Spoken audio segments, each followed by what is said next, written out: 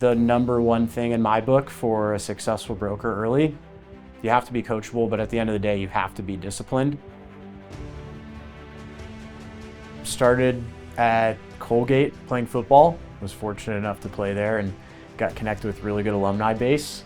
One of those alumni was Dan Hurwitz, who is a good friend of Kyle's, a legend in the retail real estate world. And he said, I got to introduce you to this guy, Kyle Matthews. He just opened an office out there.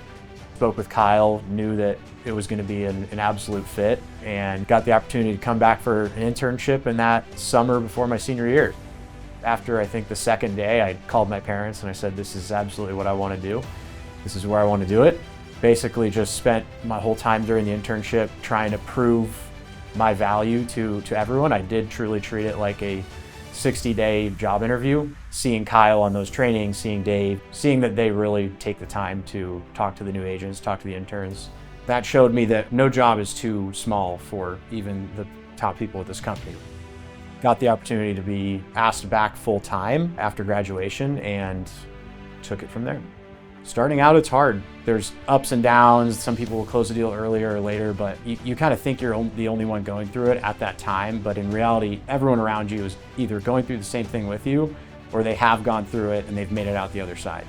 I just knew I needed to commit to the fundamentals, and I was going to do the fundamentals and be more disciplined than anyone else. It was exactly a year to close my first deal. From when I walked in to when I rang the bell, it was 1 year. Earned Rookie of the Year, which was an amazing honor. But again, it wasn't something that I was thinking about every day, like I'm going to get that. I just knew I wanted to be successful and knew I needed to do what I needed to do, and everything kind of took care of itself from there. So obviously sports were a huge part of my life, weight training, like all the time, working out, in season, out of season, it was always part of who I was. The number one thing in my book for a successful broker early, you have to be coachable, but at the end of the day, you have to be disciplined. I'm a huge routine person. A lot of times people think that's crazy to wake up early and meal prep and eat the same thing all week. Like, it's not crazy, it's just we're not the same. You have to get up every day. Like, you have to wake up early in this job. Like, you will be in your bed and it's cold and your alarm goes off at 4:58 and you want to just snooze it and sleep until 6 and be like, oh, I'm getting in the office at 7. That's more than 90% of people. You don't want to be the top 10%, you want to be the top 1%. You can't really be a disciplined person at work if you're a completely undisciplined person outside of work. I just don't really think that goes hand in hand. When motivation's gone, what are you going to lean on? You have to lean on what you always do. The opportunity for associate market leader got presented. I thought in the back of my mind always that moving to the management side of things would be something that I could have some interest in. The opportunity to sacrifice one successful brokerage career that I knew I could have to potentially grow 50, 60, 100, however many brokerage careers I can help develop. I felt my value add to Matthews and to the agents could be much greater than just having a brokerage career.